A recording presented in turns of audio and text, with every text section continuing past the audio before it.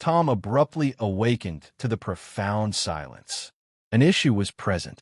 The regular drone of his farm's irrigation system, typically his morning accompaniment, had vanished. Absence of buzzing. No clicking permitted. Merely an unsettling, unnatural silence. His stomach contorted. Hastening to the window, he anticipated observing the familiar haze of sprinklers enveloping his fields in the gentle golden light of dawn.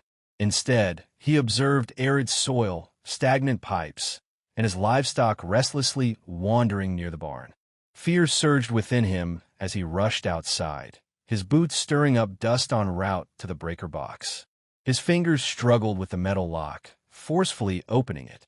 The switches were undamaged, exhibiting no indications of a tripped circuit. Subsequently, he discerned it. His electricity cables, severed and hanging like wilted vines from the poles, their frayed edges exposed to the early breeze. His breath became constricted in his throat. This was not an accident. This was done intentionally. He already had a clear understanding of who it was. His suspicions were validated as he marched back to the main road and observed Karen Monroe on her porch, coffee in hand, sporting a self-satisfied grin. Her huge sunglasses scarcely concealed the self-satisfied inclination of her visage. "Good morning, neighbor," she exclaimed, raising her cup in a feigned toast. Tom's jaw tightened to the point of discomfort. "Did you accomplish this?" he insisted, his voice incisive. Karen enlarged her eyes in feigned innocence. "What should be done?" He indicated the severed electrical cables. "My farm operates on that power. My irrigation, storage freezers, and entire livelihood are contingent upon it." Someone, he indicated the severed cables, chose to utilize a pair of cutters to disable me. Karen savored her coffee at a leisurely pace, evidently relishing his exasperation. "Alas, that appears to be dreadful. However, really, Tom, those lines are quite unsightly. I performed a favor for everyone." His hands clenched into fists. "In favor." She inclined her head, pretending to express sympathy. "It is quite unfortunate regarding your small farm. Perhaps you ought to have contemplated aesthetics prior to compromising the perspective for others." Tom struggled to concentrate amidst the cacophony in his ears. Although he was not inherently violent, he found it necessary at that moment to physically keep himself from striking the smug expression off her presumptuous face. He pivoted on his heel and marched back to his property, phone in hand. He required the utility company. He needed legal intervention. He needed Karen to finance this. The repercussions swiftly began to accumulate. By lunchtime, the sun shone relentlessly, causing his crops, already fragile from the recent heat wave, to start wilting. The dairy goods in storage were jeopardized by spoilage, and his animals, accustomed to a consistent water supply, began to exhibit signs of distress. Each hour without electricity resulted in accumulating financial losses akin to a poor poker hand. The power company arrived in the afternoon, their truck stirring up a cloud of dust as it approached. The technician observed the mangled lines and emitted a low whistle. "Indeed, someone was truly antagonistic towards you," he said, readjusting his hard hat. "This transcends mere vandalism. This constitutes intentional sabotage." Tom folded his arms, his jaw set firmly. "What is the estimated time frame for its repair?" The man groomed his beard. "Typically, 1 week, possibly 2. However, if you need an instantaneous solution, it will cost approximately $15,000. Designated team, expedited task. You are familiar with the procedure." Tom experienced a profound sense of dread. $15,000. He had already allocated his budget meticulously for the season, and expending that amount of money abruptly was not feasible. He looked back at Karen's residence. She was responsible for this. She must be held accountable. He was determined not to allow her to evade accountability for this. Not on this occasion. Subsequently, that evening, after conducting several conversations, Tom seated himself at his kitchen table, examining his security footage. He installed cameras around the farm after Karen had trespassed to voice her complaints over noise pollution from his generator. Indeed, at approximately 3 o'clock in the morning, the film revealed a silhouette stealthily traversing the perimeter, wielding bolt cutters. The hazy night vision obscured details, although the posture and shape were clearly Karen. His anger intensified. He rewound the film, seeing once again as she meticulously positioned herself before cutting through the lines. She neither hurried nor faltered. This was intentional. The following morning, Tom entered the sheriff's office with the footage stored on a USB drive. Sheriff Dawson, a robust individual with a stern disposition, reclined in his chair while observing the footage. Upon its conclusion, he exhaled deeply and directed his gaze towards Tom. Indeed, Dawson murmured in astonishment. "Your evidence is quite compelling. What occurs next?" Tom inquired, with his arms folded. Dawson exhaled audibly, massaging the bridge of his nose. "Tampering with power lines? That constitutes a felony. Interfering with public utilities is a grave matter.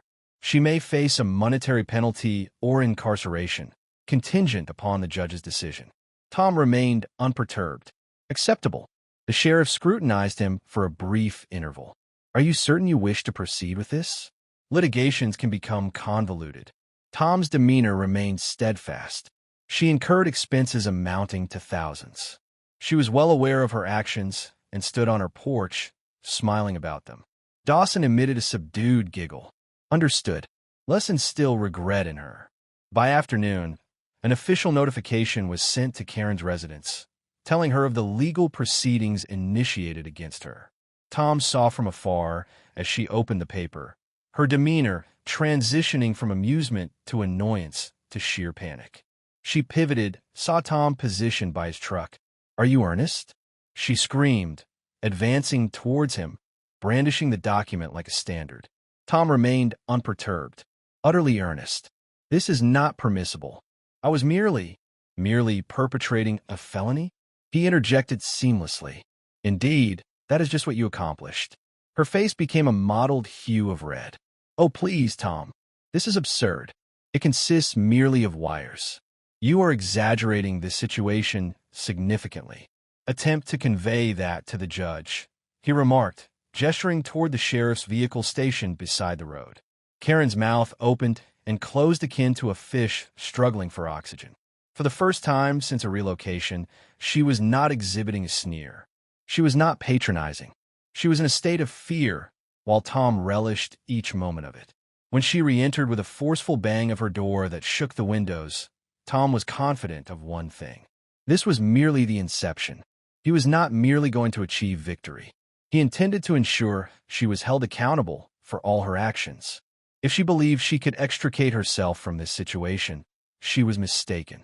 Tom spent the subsequent morning traversing his farmhouse porch, his thoughts contemplating every conceivable perspective. Karen had transgressed a boundary, both physically and legally. She had trespassed, undermined his land, and then had the nerve to behave as if she had committed no wrongdoing. This was not solely about retribution. This pertained to justice. She needed to comprehend that actions entail repercussions, and Tom was resolute in ensuring she experienced each one fully. He entered the town, his truck stirring up dust as he arrived at his lawyer's office. Steve Halloway has been managing legal affairs for local farms for years, and he was the most qualified individual to address such issues. As Tom presented the entirety of the situation, Karen's prior grievances, her escalating animosity, and the surveillance tape depicting her severing the power lines, Steve's demeanor remained inscrutable. Upon Tom's completion, the lawyer reclined in his chair, rhythmically tapping a pen against his desk. Steve ultimately stated that she is in significant distress. "You are facing charges of trespassing, property destruction, and, most significantly, interference with public utilities. The final infraction alone could result in a substantial fine and may possibly escalate to a criminal charge, contingent upon the judge's interpretation." Tom folded his arms. "What is the magnitude?" Steve stated up to $50,000. "This does not include any further damages you may seek for your losses." Tom experienced a brief surge of satisfaction, but suppressed it. He had not yet begun to tally his profits. "What is our initial course of action?" Steve flexed his knuckles and extended his hand towards a pile of documents. "We concealed her in a place of anguish. I will initiate the lawsuit today." I recommend obtaining statements from the power provider and any other relevant parties that can verify that the damage was deliberate. The more compelling your argument, the more difficult it will be for her to evade responsibility. Tom departed the office with a revitalized feeling of purpose. If Karen believed she could feign innocence, she was on the verge of a harsh realization.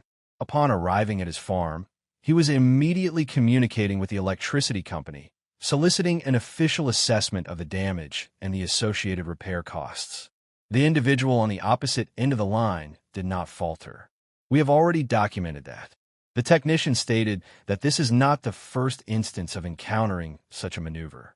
The estimated repair costs amount to approximately $15,000, and due to the intentional nature of the damage, she will be held fully accountable for the expenses. Tom smiled inwardly. That was precisely what he required. Later that day, during his customary visit to the local feed store, he overheard a conversation that incited his ire. Karen, as oblivious as usual, was commanding attention in the center of the store, laughing boisterously while recounting an embellished account of her heroic deeds to several other customers. Was I expected to passively let my property worth to decline due to unsightly wires? She remarked, shaking her head. He ought to express gratitude towards me. I enhanced the appearance of his land. Furthermore, what type of farmer depends so much on electricity? Is he unaware of traditional agricultural methods? Tom tightened his fists, willing himself to remain composed. Her confidence was almost amusing, as she remained entirely oblivious to the impending circumstances. He extracted his phone and surreptitiously recorded her brief address. She added several additional remarks about her only contributions to the area and characterized Tom's reactions as exaggerated and immature. He was aware that he possessed precisely what he required. He transmitted the recording to Steve that evening. The attorney replied promptly with a succinct message. This is gold. The following morning, Tom awoke to the sight of a county inspector's vehicle approaching his driveway. The man emerged, clipboard in hand, and identified himself as Mitch Sanders. He received a call from a sheriff's office regarding potential property violations. He stated, perusing his notes, "It states that you indicated Karen's fence may be infringing onto your property." Tom acquiesced. Affirmative. Upon acquiring this property, I verified the border markers. Her fence was not present at that time. She erected it several months prior, and I am rather certain she neglected to verify the precise property boundary. Mitch repositioned his hat and signaled for Tom to accompany him. They approached the fence line when the inspector retrieved a set of boundary maps and assessed the placement. Following many minutes of meticulous verification, he emitted a subdued whistle. Indeed, it appears she is around 3 feet beyond your property boundary. Tom elevated an eyebrow. What is the implication of that? Mitch smiled broadly. This indicates that she is, in fact, trespassing each time she crosses onto this side of the barrier. If she constructs anything on this land, it presents an additional legal complication for her to address. Tom laughed softly, shaking his head. This continued to improve. By afternoon, the initial official legal notification was delivered to Karen's residence. Tom did not need to view her Reddit posts to ascertain that she was irate. He could almost sense the fury emanating from her property. Indeed, shortly thereafter, she traversed the yard with fervor, brandishing the documents vigorously in the air. "This is outrageous," she said, her voice resonating through the expansive area. "Are you genuinely pursuing legal action against me? Over trivial power lines?" Tom reclined against his truck, arms folded. "It is not solely the electrical wires, Karen. The encroachment on the property, the damages incurred, and the act of trespassing. You have significantly harmed yourself." Karen exhaled sharply, raising her palms in exasperation. "This constitutes harassment. I will pursue legal action, and you will come to repent it." Tom exhibited a sneer. "That is precisely our destination, Karen. I will see you there." She departed angrily, forcefully closing her front door, causing one of the porch decorations to topple. Tom shook his head, anticipating the moment she would comprehend the extent of her miscalculation. 1 week later, the court summons was received. Karen's efforts to postpone the case were unsuccessful, and she was formally liable for damages. However, she had not yet concluded her struggle. Rumors circulated in the area that she had engaged a prominent real estate attorney, perhaps lacking competence in criminal or property damage matters. It was a final attempt, and Tom was aware of it. The evening prior to the hearing, Tom positioned himself at his kitchen table, meticulously reading all materials one final time. The surveillance film, the taped confession at the feed store, the power company's report, and the property violation notice. Each piece of evidence incriminates Karen. Upon finally retiring to bed, he experienced a profound slumber for the first time in several days. Tomorrow, the genuine enjoyment will commence. The courtroom was filled to capacity. Cases in small towns seldom attracted such a large audience. Although the entire community was aware of Karen's actions and was eager to witness the unfolding events, Tom sat composed at the plaintiff's table, while his attorney, Steve, perused a folder of beautifully arranged evidence. Across the room, Karen sat next to her attorney, a polished individual in an expensive suit who appeared disinterested in his surroundings. Conversely, she maintained a self-satisfied expression, as though she still harbored the belief that she could extricate herself from this situation through persuasion. The judge, an elderly man with extensive expertise, entered the chamber, prompting everyone to stand. Upon the commencement of the proceedings, Karen's attorney attempted to dismiss the case as an exaggerated neighborly disagreement. He depicted Tom as an exaggerated farmer intent on punishing a woman only for desiring an improved vista. Tom remained mute, anticipating his turn. He was confident that the evidence would be self-evident. Steve rose, articulately yet assertively presenting the argument. He displayed the security footage, and the audience fell silent. In the dark of night, Karen wielded bolt cutters, methodically severing the electricity cables. The sneer on her face was evident, even in the low-quality footage. Subsequently, the recording from the feed store emerged, featuring Karen boasting about her conduct and deriding Tom's farm and financial setbacks. Her expression transformed from self-satisfied to astonished. Karen leaped up, directing a finger at Tom. "That has been misinterpreted," she exclaimed. "I was jesting." The judge failed to acknowledge her presence. He addressed the electricity company agent, who validated the $15,000 repair invoice. The county inspector arrived, stating that Karen's fence infringed against Tom's property. Upon Steve's completion, the preponderance of the evidence was incontrovertible. Karen's attorney attempted to resist, but it proved futile. The judge leaned forward, hands interlaced, and gazed intently at Karen. He cautioned her that interfering with electrical wires constituted a significant legal violation, not merely a little infringement. She deliberately compromised essential infrastructure, infringed upon private property, and exhibited no contrition. His decree was rapid and harsh. She was penalized $50,000, mandated to pay all repair expenses, and compelled to dismantle the unlawful fence without delay. Karen's jaw fell open. $50,000? She exclaimed in disbelief. "You cannot be serious. I lack the financial resources for that." The judge regarded her with a frigid, dispassionate expression. "I recommend that you identify a method of payment." Consequently, he struck the gavel, and it concluded. Tom exited the courthouse with his head held high. Justice was rendered, and for the first time since the torture commenced, he experienced profound satisfaction. Karen, conversely, was seething, vociferously expressing her grievances to anyone willing to listen regarding the perceived injustice of the situation. No one appeared to be concerned. The town recognized her true nature, and little sympathy remained for her. Within 1 week, Karen listed her house for sale. She possessed no alternative. The penalty, together with the litigation and legal expenses, had depleted her finances.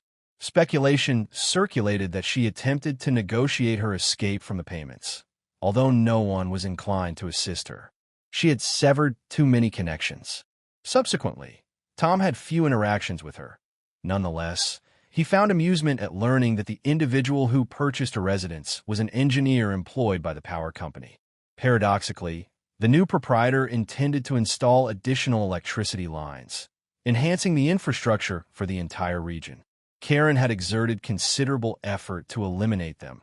However, they were re-emerging with greater intensity than before. Tom utilized the settlement funds to enhance his property. He built solar panels, guaranteeing independence from the electricity grid. He fortified his fencing, installed security cameras, and expanded his business. A calamity had transformed into an opportunity, and he was determined not to squander it. The last occasion Tom encountered Karen was the day she departed the town. He was driving by as she loaded the final items onto a moving truck. She attracted his attention, and for a fleeting instant, she appeared inclined to speak. A derogation, a final remark, perhaps even a contrition. She exhaled sharply, looked away, and entered the truck. As she departed, Tom was unable to suppress a smile. He had triumphed, and regardless of Karen's future circumstances, he sensed that she would not quickly forget this lesson.